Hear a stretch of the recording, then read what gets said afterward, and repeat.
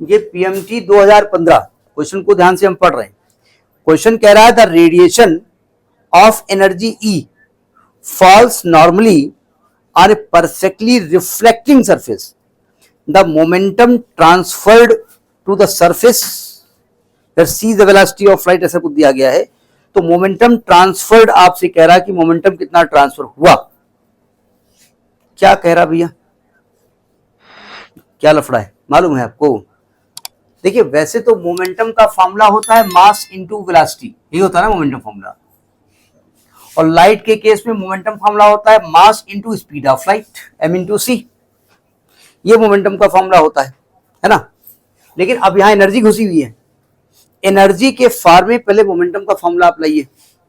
देखो ध्यान से, आप जानते हैं लाइट गिर रही ना, लाइट फोटॉन के रूप में होती है, और फोटॉन की एनर्जी का जो फॉर्मूला होता है वो mc² होता है। ये हमने आइंस्टीन साहब ने बताया था, वहां से पढ़ा है। और मोमेंटम ऑफ फोटॉन का फॉर्मूला mc होता है। जरा ध्यान से देखिएगा, अगर मैं इसमें c से मल्टीप्लाई कर दूं और c से डिवाइड कर दूं तो ये आपका mc²/c हो जाएगा। तो E/c होता है। तो मोमेंटम का फॉर्मूला E/c भी लिखा जा सकता है, ये भी फॉर्मूला हो सकता है, या h/λ भी हो सकता है। मतलब h/λ भी होता है, hc/λ h नहीं होता है ना, यहां से भी हम निकाल सकते हैं। फिलहाल मोमेंटम का फॉर्मूला E/c होता है।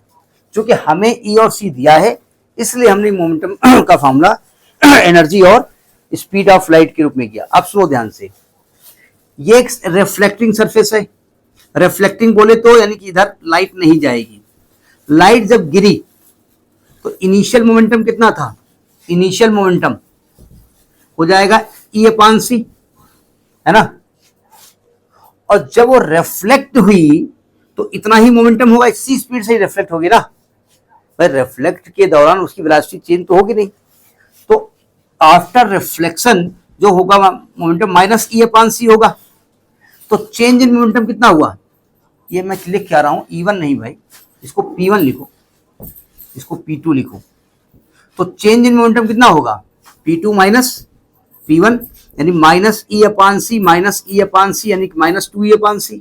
हमें एक्चुअली कुछ नहीं करना, हम बाद में उसका न्यूमेरिकल वैल्यू ले लेंगे उठा करके, ठीक है। तो डेल्टा P जो होगा लाइट के लिए वो 2E/c हो जाएगा। इतना मोमेंटम चेंज हुआ। समझ में आई बात नहीं आई? पूछ क्या रहा है आपसे क्वेश्चन, क्या पूछ रहा, हमने पढ़ा ही नहीं क्वेश्चन को, बता दिया। हाँ, the momentum transfer to the momentum to the system. जितना मोमेंटम में चेंज हुआ उतना उसने क्या किया? सिस्टम को ट्रांसफर कर दिया। यानी चेंज इन मोमेंटम जो होगा यानी मोमेंटम ट्रांसफर्ड हो जाएगा। तो इतना ही मोमेंटम ट्रांसफर हुआ सरफेस में, जितना चेंज उसमें हुआ। समझ में आई बात नहीं आई? तो ये आपका 2015 पीएमटी का क्वेश्चन है, ठीक है।